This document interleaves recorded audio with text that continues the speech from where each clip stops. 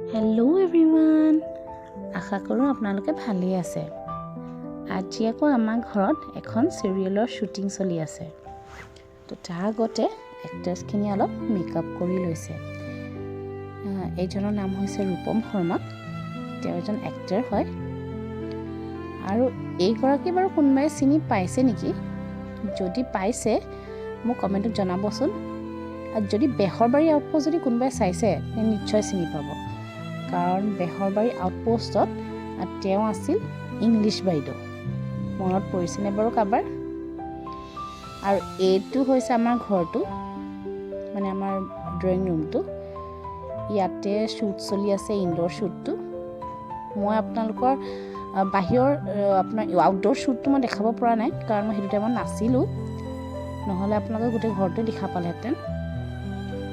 এটা কথা কিন্তু গম পালোঁ দেই, খুব কষ্ট।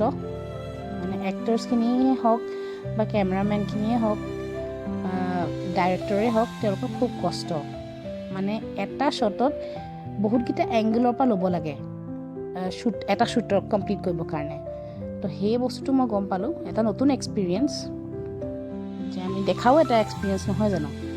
তো সেইটো আমি গম পালোঁ যে খুব কষ্ট হয়, কিন্তু তেওঁলোকে ফূৰ্তি মনেৰে কৰি থাকে দেই, কোনো প্ৰেছাৰাইজলি তেওঁলোকে নকৰে।